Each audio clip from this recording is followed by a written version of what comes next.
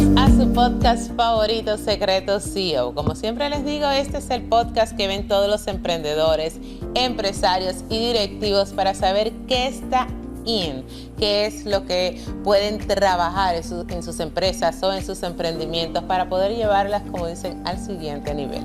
Y el día de hoy tenemos el honor de recibir a Daniela Blanc. Ella es fundadora y CEO de Grow. Esa es una agencia de cultura organizacional que tiene como propósito evolucionar las dinámicas de cómo se trabaja en toda Latinoamérica.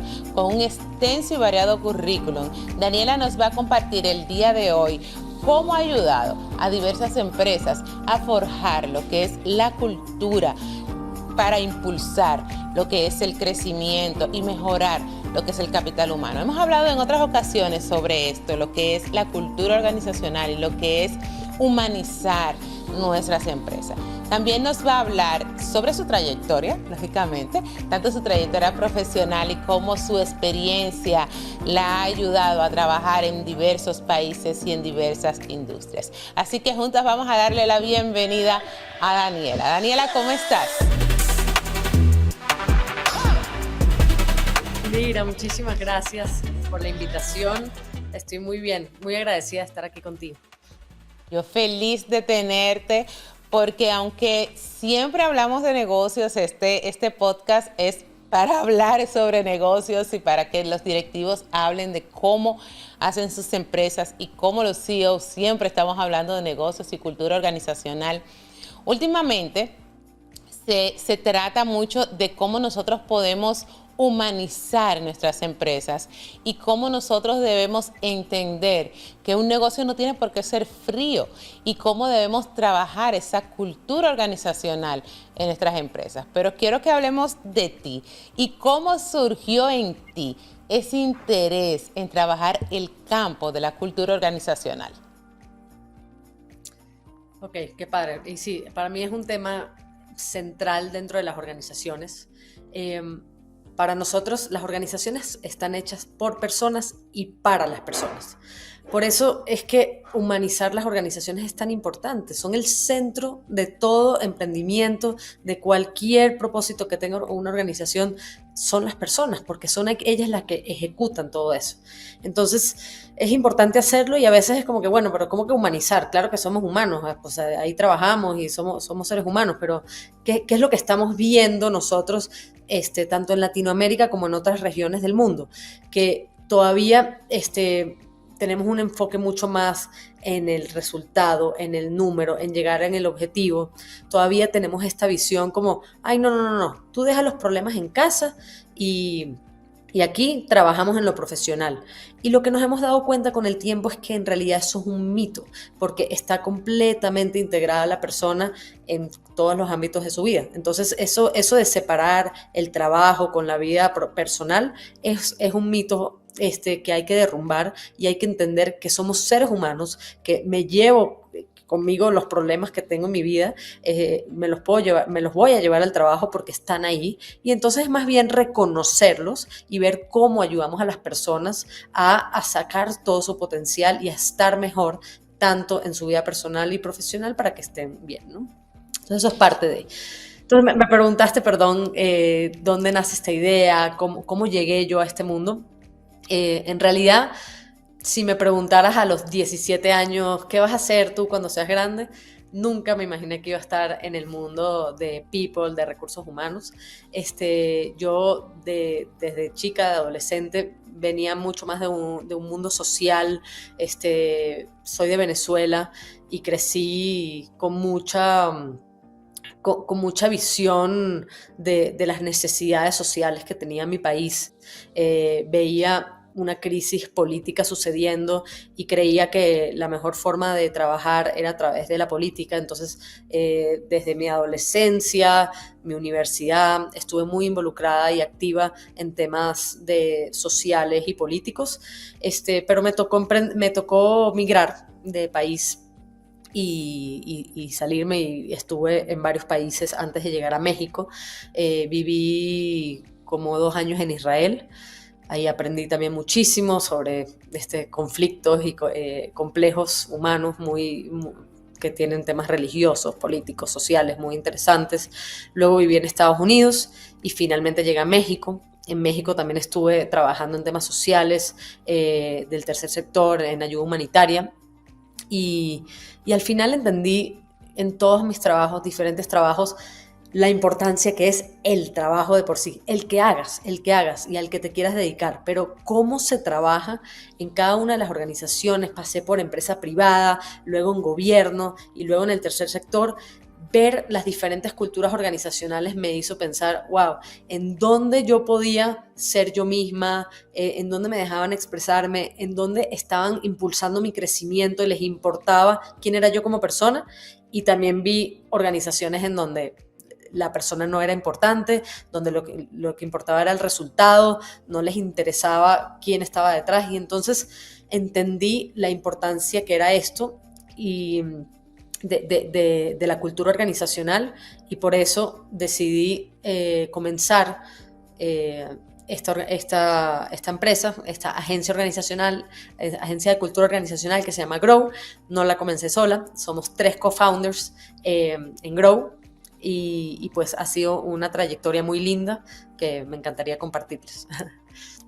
Sabes que algo que me llamó mucho la atención cuando estabas hablando tu speech al inicio, antes de hablarme de por qué te insertaste en todo esto, es que hablabas de que cuando estás trabajando en un lugar, a veces te dicen, ok, los problemas los dejas en casa y vienes aquí a trabajar. Y es algo que me ocurrió a mí también cuando fui empleada en algún lugar, que me decían, o no me tenían que decir, sino es algo que te lo hacen saber. Tú vienes aquí a trabajar y tienes que cumplir tus cosas y olvídate de todo lo que dejaste en tu casa, quítate eso y déjalo allá afuera. Y cuando me tocó estar del otro lado, que ya yo era entonces líder de equipo, entendí que eso se siente muy mal. O sea, se siente muy mal tú tener que decirle a otra gente, bueno, te duele la cabeza, tienes un problema, esos son tus problemas, si a mí no me interesa, cúmpleme lo que tienes que hacerme.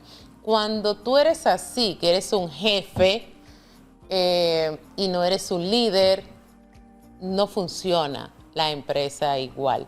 O sea, no funciona. Y creo que ya estamos en otros tiempos y muchas personas nos hemos dado cuenta que cuando funciona la parte de que tú empatizas, que tú entiendes, no que dejas al otro hacer lo que sea, sino que lo puedes entender y ponerte tal vez un poco en el zapato del otro, las cosas funcionan mejor y la empresa puede tener un mejor resultado.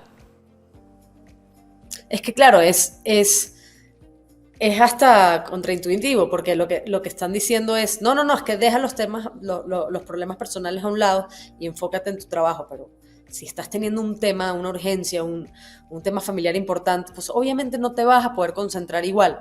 Y lo que te están diciendo es simplemente reconoce esa situación que estás teniendo la persona, darle un espacio donde pueda platicar de eso. Obviamente es un espacio de trabajo y claro que queremos que siga habiendo ese rendimiento. Al contrario, queremos impulsar el rendimiento, queremos que las personas liberen todo su potencial, pero el tema es cómo hacerlo, ¿no? Y entonces cuando opacamos y tratamos más bien de ignorar todos esos temas y minimizarlos y hacerlos pequeños, más bien los estamos haciendo que se tengan que expresar y buscar una salida de escape por otro lado. Y entonces es cuando empieza a pasar otras cosas dentro de las organizaciones disfuncionales que quisiéramos evitar, como pues nada, lo tengo que platicar a un lado, o empieza a haber un tema de chisme y se platica por otro lado. Ay, fíjate, viste que fulanito le está pasando esto y entonces por eso es que cometió ese error, porque no estamos afrontando lo que está sucediendo, ¿no? Entonces es más bien dedicarle un espacio a la persona para que pueda, y eso va a cambiar completamente cómo la persona se sienta en el trabajo. Se va a sentir mucho más valorada, más reconocida, más entendida, y entonces va a poder decirle, ok, ya solté todo esto, me puedo dedicar ahorita a lo que tengo que hacer y ya sabes que me tengo que ir hoy un poquito más temprano para poder atender estos temas y mañana voy a estar contigo de regreso, súper enfocada porque estoy muy agradecida que me diste el tiempo de poder atender mi tema familiar, ¿no? Exacto, es incluso la confianza de que esa otra persona te diga, oye, no me siento bien, oye, no estoy enfocado, oye, no me siento al 100%. Mañana lo cumplo como es. Ya teniendo ustedes la agencia, ya teniendo lo que es Grow, que ahorita vamos a ampliar un poco más esto, ¿has tenido alguna experiencia en la que tuviste que trabajar con una empresa o con algún emprendimiento que tuviera algún problema de cultura organizacional difícil de cambiar y que ustedes tuvieron que interceder? Sí, a eso nos dedicamos, a agarrar empresas que tienen esas culturas muy fuertes, muy disfuncionales, y me gusta usar la palabra disfuncional más que bien o mal, porque no se trata de decirte, uy, eso está mal o eso está bien, es, a ver, ¿te funciona o no te funciona? Vamos a ser estratégicos con esto. Vamos a ver, ¿te está funcionando lo que estás haciendo? ¿Te está funcionando regañar a la gente? ¿Te está funcionando quitarle parte de su sueldo porque llegó 10 minutos tarde? ¿Te está funcionando eso? O al final igual la gente sigue llegando tarde o no te está cumpliendo o siguen cometiéndose los errores. Entonces no te está funcionando tener... Entonces, ¿cuáles son estas culturas que nosotros vemos que estamos tratando de transformar, de que evolucionen hacia su mejor versión? Culturas de miedo, donde te dicen, si llegas tarde, te castigamos con esto. Si cometes un error, se te quita tanto porcentaje o te quitamos el bono. Estos temas de miedo no funcionan. Cuando tienes gerentes súper regañones, castigadores, no funcionan. O gente tóxica que lo que está haciendo es faltando el respeto, insultando a colegas, etcétera, tampoco funciona.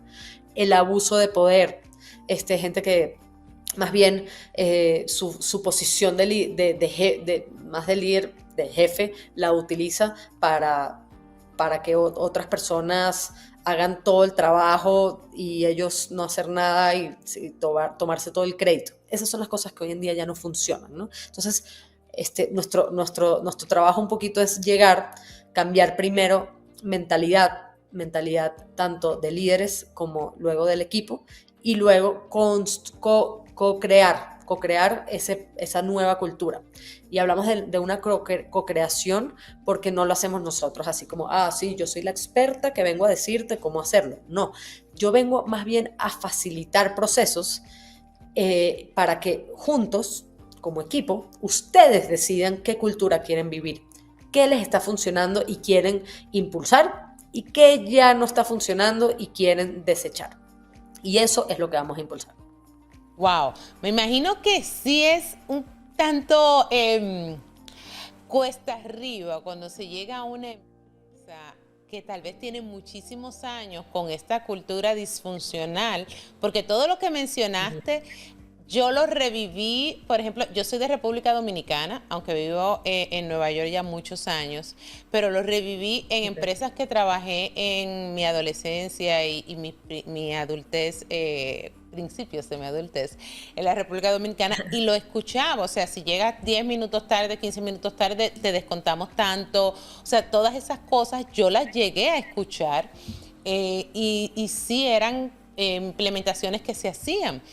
Y no son funcionales. Realmente, por más que la gente lo diga, no son funcionales, porque la gente sigue llegando tarde, porque la gente sigue faltando y porque la gente sigue cometiendo los errores. Y me imagino lo difícil que es cuando ustedes llegan a una empresa y le dicen, esto no funciona, esto no te funciona.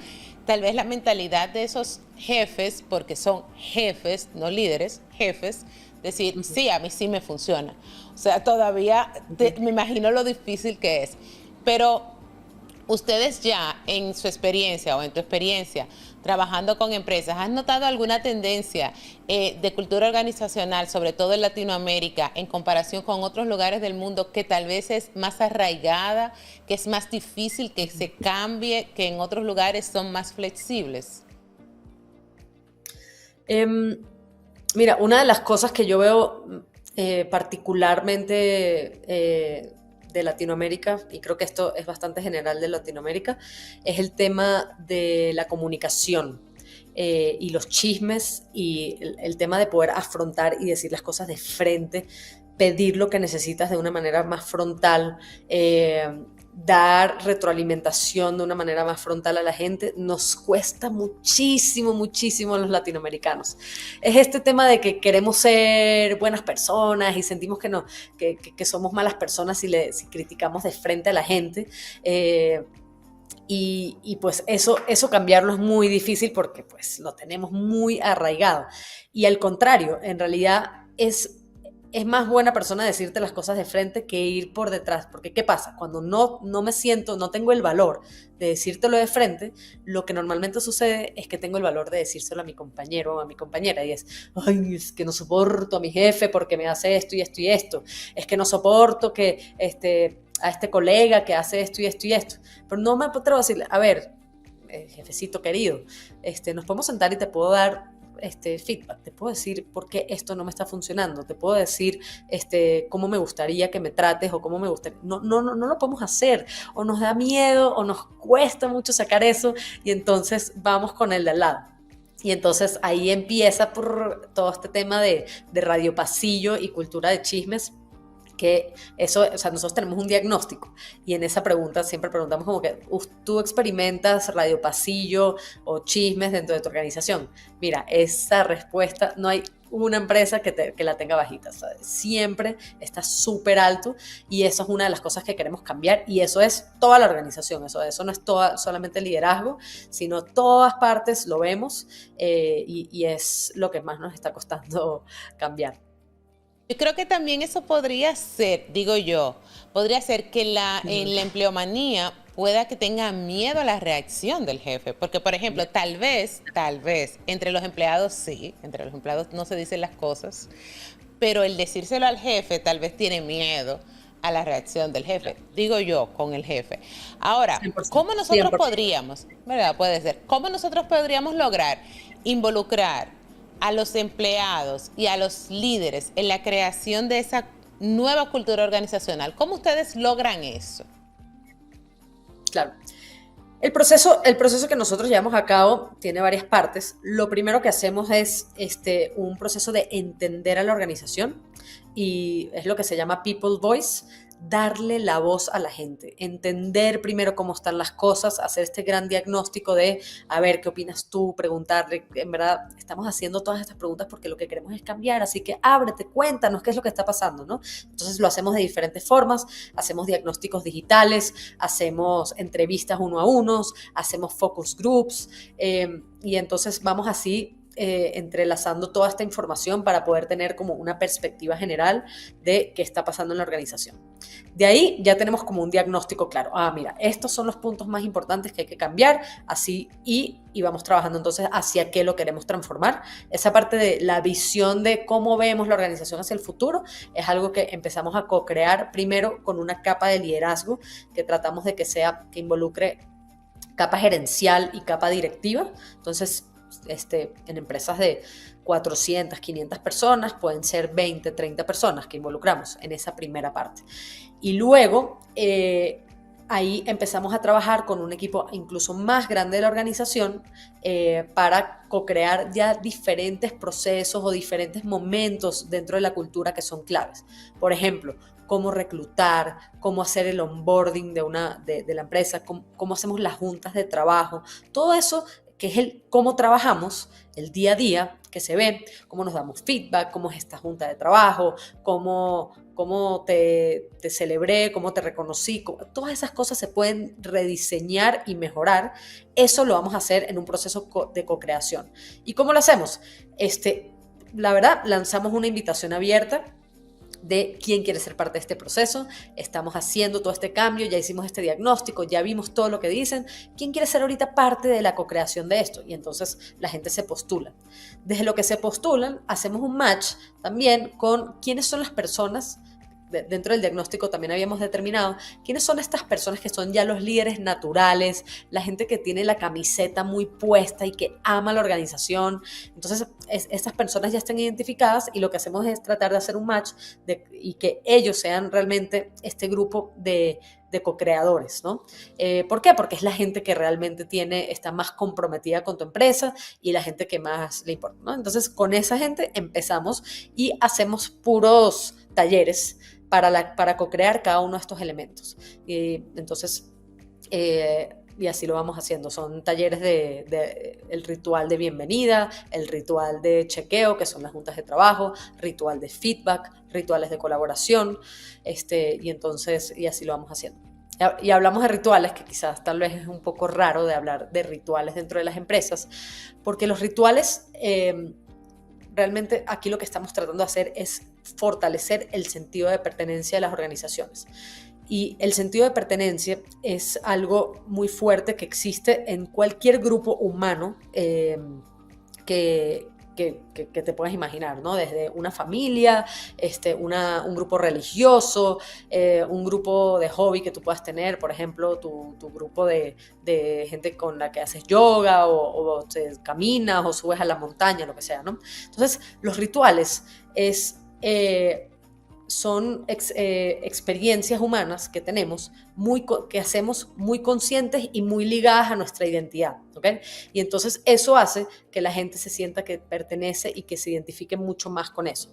Y tratamos de hacerlo muy relacionado a esa identidad empresarial, a sus valores, a su historia, a su propósito organizacional. Y así entonces vamos creando todo eso. Y es interesante, me gusta mucho la forma en cómo lo hacen. Primero porque seleccionan, segundo, ven quién ya está involucrado y tercero, el hecho de que hagan estos rituales, como llamas, y sentido de pertenencia, hacen que cada uno se involucre. O sea, cuando tú entiendes que eso que estás haciendo es parte de ti, te duele. Entonces ya no es como este es mi trabajo, sino lo que estoy haciendo es mío también. Y si algo falla, también yo fallo. Entonces es más, es un sentido de pertenencia mucho mejor.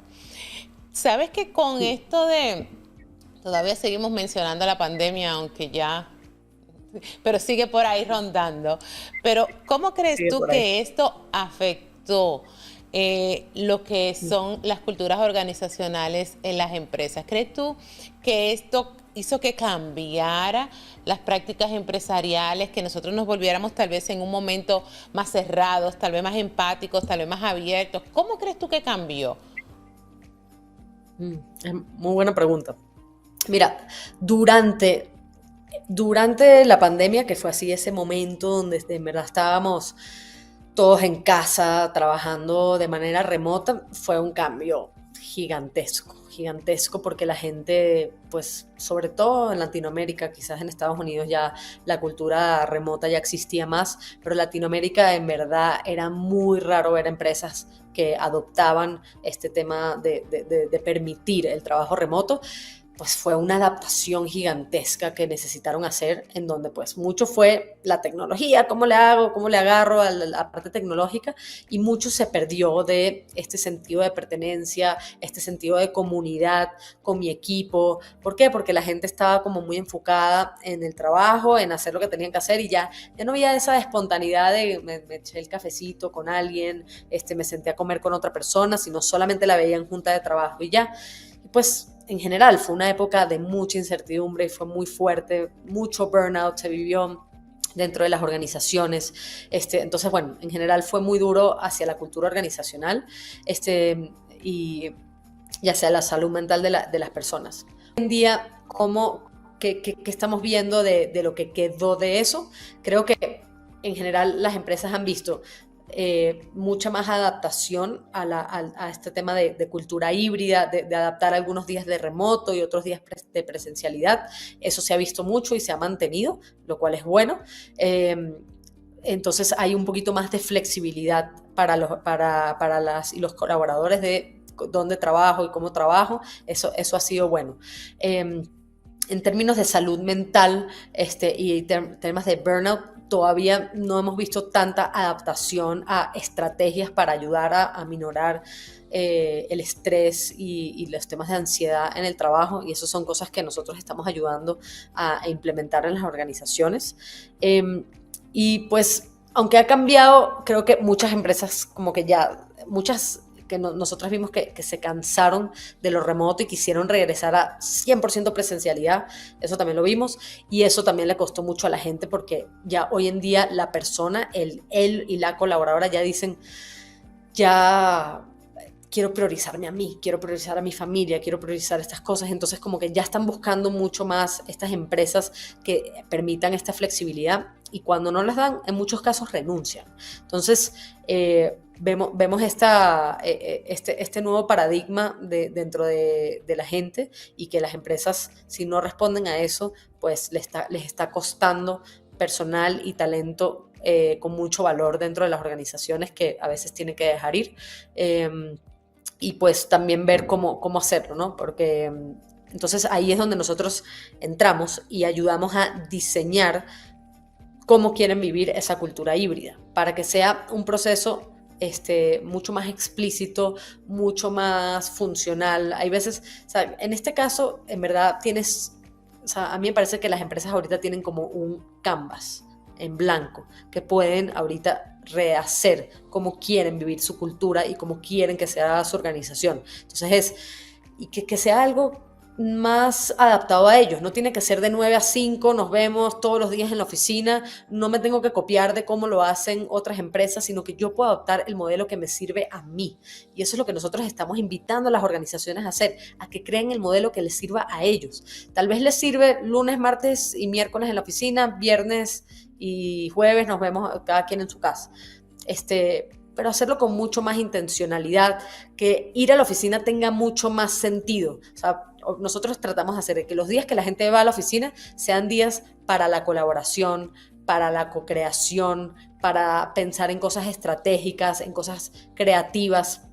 Y los días que estoy en casa son días de concentración y de enfoque personal, que yo tengo que trabajar y sacar trabajo, ¿no? Sacar artículos, análisis, cosas mucho más de enfoque, ¿no? Entonces, hacerlo así permite que todo tenga un propósito mucho más claro, ¿no? Entonces, eso es un poquito como lo vemos nosotros. Es algo ya más que lo que le funcione, como dices tú, a cada empresa.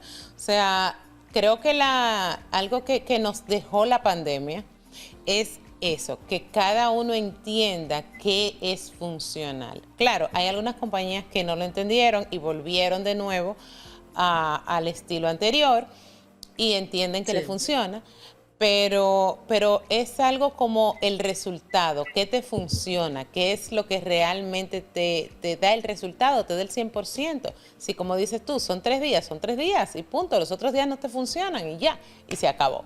Quiero que hablemos un poquito de ti, ya casi finalizando la entrevista. Sé que has estado en muchos países, como dijimos al principio. Has trabajado en muchas industrias diferentes, has migrado a diversos países muy diferentes, todos uno de los otros. ¿Cómo crees tú que esas experiencias han formado, han influenciado en este trabajo que tienes ahora, en este nicho que has creado con Grow? Qué linda pregunta, gracias por hacerla. Y sabes que yo lo veo como, o sea, yo me he sentido que toda la vida yo he sido como una persona muy observadora y o sea, como me he sentido como externa en muchos lugares en los que he estado. O sea, yo era la niña que jugaba fútbol y era la única niña que jugaba fútbol. Entonces siempre estaba con los niños y entonces como que no encajaba ahí mucho porque eran puros niños y las cosas que hablaban y lo que decían no me identificaba, pero con las niñas típicas así de lazo y moñito tampoco me identificaba mucho. Y en la universidad creciendo también, yo soy judía y entonces estudié en una universidad católica y entonces vi muchas cosas que también me sentía como externa siendo judía en un mundo muy católico, ¿no? Luego ahorita como migrante me siento también distinta porque como que, bueno, soy la venezolana en México, ¿no? Bueno, que obviamente hay muchos venezolanos en México ya, pero sí he tenido ese punto de vista como ser la externa dentro de las organizaciones, de los lugares donde he estado. Y ahorita, dentro de las empresas, que nosotros nos convertimos en el equipo de cultura de las empresas, somos una especie de externo-interno, o sea, somos parte de esa dinámica, pero en realidad no somos colaboradores, sino que tenemos esa visión externa de ver cómo lo están haciendo acá, qué les está funcionando y qué no les está funcionando. Entonces soy como una especie de antropóloga que entra dentro de las organizaciones y entiende la cultura desde un punto de vista externo para ver ahorita cómo podemos ayudar a mejorar. Y entonces esa visión de externa me ha ayudado mucho, primero a ver y observar qué funciona en muchas organizaciones y qué no funciona y cómo ayudarles entonces a mejorarlo. Entonces creo que eso es lo que me ha dado estar brincando de industria, de tantas industrias y de países. Esa visión yo creo que es muy enriquecedora y ayuda a las organizaciones a ver sus puntos ciegos, ver cosas que ellos no ven de sí mismos y ayudarles entonces a abrir su perspectiva y buscar nuevas maneras de hacer las cosas. Bueno, dentro de tu biografía vi que eres miembro de la Asociación de Emprendedores de México, o has sido miembro de Sí. de la Asociación de Emprendedores de México, y también eres consejera en varios proyectos. ¿Cómo ves tú el desarrollo del emprendimiento en este país, en México? Yo recientemente estuve por ahí también en una graduación que estuve de Maxwell Leadership en México. Nunca había ido a México y me encantó el país, por cierto. Pero ¿cómo ¿Verdad? Qué ves tú bello. el emprendimiento ahí en México? Mira, yo creo que México es un país lleno de emprendedores, informales y formales, y es muy bonito de ver. O sea, tú te paseas por toda la ciudad y ves una cantidad de puestos y lugares informales también, que creo que eso nos demuestra ese espíritu emprendedor que tiene el país. Y en realidad, en comparación con por lo menos Venezuela, que es el otro país latinoamericano que viví mucho tiempo, yo veo un país con mucho menos miedo a intentar cosas nuevas. Venezuela es un país en el que teníamos tanta incertidumbre todo el tiempo que nos daba mucho miedo empezar cosas nuevas porque no sabíamos hasta dónde íbamos a poder llegar. Y México no. México, a pesar de que también vivimos en este tema, estas olas así que nos dan a veces miedo por temas políticos o incertidumbre de la economía, veo en el mexicano alguien que realmente confía mucho más en su país y se atreve a inventar y a crear cosas más innovadoras. Entonces me ha encantado estar acá y he conocido gente increíble, muy honesta, muy trabajadora, y pues muy padre. Y la Asociación de Emprendedores de México, la ASEM, es una organización muy interesante porque no solamente crea comunidad de emprendedores, sino que además está investigando y proponiendo políticas públicas para que en el país mejoren las condiciones y hacer de México el mejor país para emprender, por lo menos en Latinoamérica. Ese es el gran sueño de la ASEM y en eso estamos trabajando. Entonces, ¿cómo lo hacemos? Dándoles mejores condiciones legales, condiciones tributarias y fiscales, ayudándoles también a conseguir más fondos económicos a los emprendedores, y Enfoque Mujer también tienen ahí para ayudar a las mujeres a conseguir más financiamiento, dándoles cursos, dándoles capacitaciones y creando esta red, este tejido social de emprendedores para que todos nos conozcamos y nos podamos apoyar unos a otros. Entonces, creo que va a ir mejorando poco a poco, pero en realidad creo que dentro de Latinoamérica es un país muy, muy fuerte el emprendimiento. Y pues ahorita más, o sea, ahorita que ha pasado todo esto con China, México es un país muy privilegiado en su posición geográfica y estamos viendo mucho estos temas de nearshoring, de empezar a maquilar en México para exportar hacia Estados Unidos, que ya no le quiere comprar tanto a China. Entonces, y además el Tratado de Libre Comercio que tenemos con Estados Unidos y Canadá le da una posición a México muy privilegiada para ser un país de emprendimiento muy importante. Incluso hemos visto como muchas startups que empiezan en Chile, en Colombia, en Argentina, en distintos países, el segundo país donde van es a México, ¿Por qué? Por el tamaño del mercado, el tipo de colaboradores que encuentran, que es colaboradores muy trabajadores, honestos, y preparados, y pues las posibilidades que hay de crecimiento. Entonces, así es una industria bien sólida y sostenible, realmente, los emprendedores ahí en México. Muchísimas gracias. Ya tengo que finalizar, pero no puedo irme sin la última pregunta. Nadie sale de este podcast sin responderme 3 secretos. 3 secretos son 3 tips, 3 cosas que te hayan funcionado a ti en tu vida, sea en lo personal o en lo laboral, que te hayan convertido en la Daniela que eres hoy día. Qué lindo, buena pregunta. Ok, creo que, el primer tip que daría es que creo que tienes que tener una rutina en la mañana muy completa. O sea, yo creo que levantarse temprano, tener un estilo de meditación y mezclarlo con ejercicio y algo de aprendizaje, o sea, algo así, una combinación que tú consigas para ti, pero que tu mañana se convierta en algo muy productivo, va a hacer que tu día siempre arranque muy fuerte y el resto del día tengas mucha energía. Y eso acumulado en el tiempo es súper poderoso. Eso a mí me ha funcionado muchísimo y es algo que practico todos los días. Lo segundo es mantenerse aprendiendo. O sea, leer, escuchar podcasts, o sea, mantener esa curiosidad activa y seguir aprendiendo. Yo creo que es algo que me ha caracterizado en los últimos 5 años y de verdad que lo recomiendo. O sea, no se trata de la cantidad, sino de la constancia, de mantenerse todos los días. Me leí 3 páginas, me escuché un podcast, escuché 10 minutos de esto. Mantenerse aprendiendo y mantener esa curiosidad activa, yo creo que es esencial.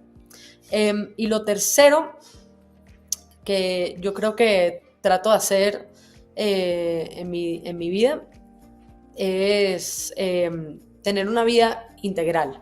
O sea, no solamente te enfoques en el trabajo, yo creo que construir relaciones humanas que te acompañen a lo largo de tu vida, ya amistades, pareja, familia, y que eso lo complementes con una vida rica laboral. Yo creo que eso es el secreto del éxito para mí. El éxito, o sea, si ves la gente así más exitosa, que luego, que fueron muy exitosas profesionalmente, te dicen que de qué se arrepienten. No, pues es que no le presté atención a mis hijos, o que no le presté atención a mis papás y ya no están conmigo. Entonces, no nos esperemos a eso. O sea, construyamos, quizás va a ser un poquito más lento nuestro camino, pero va a ser mucho más rico y más integral si lo logramos hacer desde todos nuestros ámbitos humanos. Entonces, yo diría esas. Y si te puedo compartir un secreto más, que es más como profesional o de negocio, yo creo que si consigues lograr que en tu servicio o que tu producto sea algo que se convierta en algo de suscripción, o sea, conseguir un modelo mucho más de suscripción a one time shot, yo creo que eso es lo que hace que las empresas realmente crezcan y logren un escalamiento importante. Entonces, no es ningún secreto, yo creo que mucha gente lo sabe, pero esa fue la gran transformación que hicimos en Grow en este último año, y eso nos ha hecho crecer 3x, a diferencia de los últimos 2 años hacia este año. Entonces, se los recomiendo muchísimo. Así es, las suscripciones, señores. También yo hice mi servicio de suscripción este año. Bien. ¿Cómo podemos conseguir a Grow? Ya esta sí es la última de verdad, porque ya me están haciendo señas. ¿Cómo podemos contactar a Grow? Mira, somos una empresa que en verdad nos movemos mucho por LinkedIn. En LinkedIn, Grow, ahí nos consiguen Cultura Grow en LinkedIn, y nuestro sitio web es culturagrow.work. Ese es nuestro sitio web, y pues por ahí también se pueden suscribir al newsletter que hacemos semanalmente con tips y de cómo evolucionar las empresas. Muchas gracias, Elvira, realmente por ahí fue que la conseguí yo también. Muchísimas gracias de verdad por esta conversación, que iba a ser mucho más corta, pero fue muy, muy interesante y se convirtió en una conversación bien larga. Gracias por haberme acompañado hoy. Gracias a ti, gracias por la invitación. Mucho éxito. Bye, bye. Señores, muchísimas gracias a ustedes por habernos acompañado. Gracias por escuchar el podcast el día de hoy.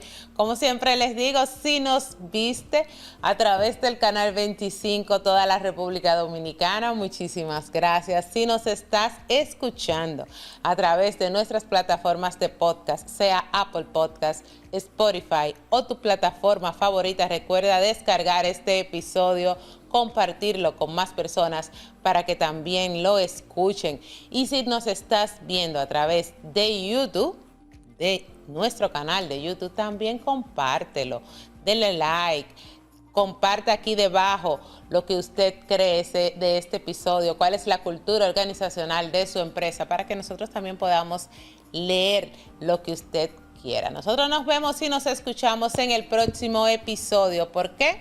Porque los CEO hablamos de negocios. Indira Báez estuvo con ustedes. Bye, bye.